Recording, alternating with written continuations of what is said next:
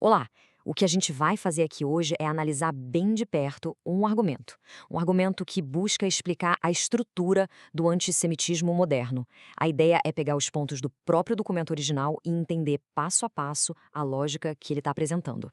E olha, o texto já começa com tudo, com uma afirmação bem forte, bem provocadora. Ele diz basicamente o seguinte: o antissemitismo moderno não surge assim do nada, sabe? Pelo contrário, ele estaria sendo, e aqui estão as palavras-chave, alimentado, estruturado e legitimado. Ou seja, seria uma construção deliberada.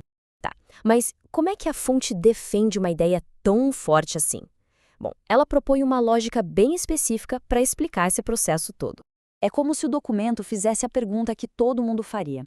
Ok, mas qual é a base para esse argumento? De onde vem essa tal estrutura?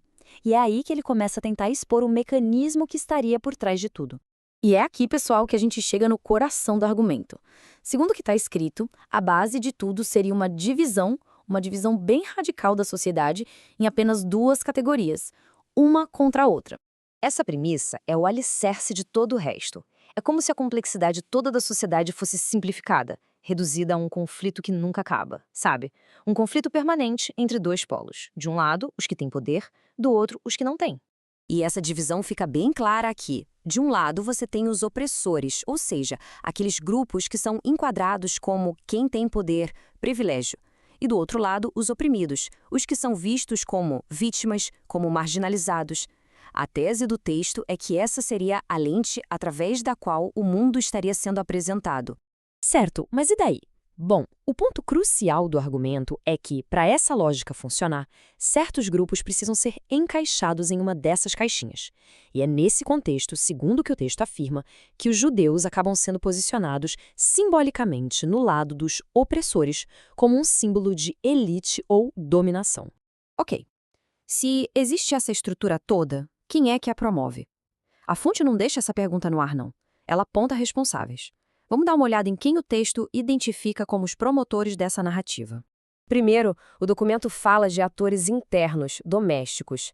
Ele aponta diretamente para universidades, para certos movimentos sociais e para alguns setores da mídia. A alegação é que essas entidades estariam há anos promovendo essa mentalidade de conflito constante. Mas não para por aí. Além desses atores locais, o texto também fala de alianças globais. Ele sugere uma espécie de combinação de forças, mencionando grupos ligados à Internacional Socialista, à Irmandade Muçulmana e até o que ele chama de ecoglobalismo. A ideia apresentada é que todos eles trabalhariam em conjunto para dar uma escala mundial a essa narrativa. Tudo bem, até agora a gente falou muito da teoria, da estrutura ideológica, mas e na prática? A partir daqui, a análise começa a sair do abstrato e a ir para o mundo real. Vamos ver como o texto liga essa estrutura toda com consequências que dá para ver e sentir na sociedade.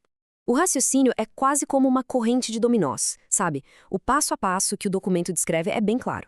Primeiro, se promove essa lógica de conflito, esse nós contra eles.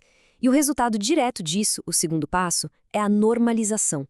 Ou seja, discursos e até ações hostis que antes seriam um absurdo começam a parecer aceitáveis ou até justificáveis. E para não ficar só na teoria, o texto traz exemplos bem concretos, inclusive aqui no Brasil.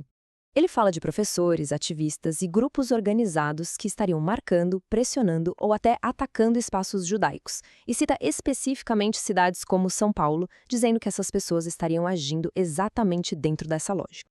E aqui o argumento fica ainda mais sério, porque, segundo o documento, o problema não é só a ação em si, mas como a sociedade reage a ela.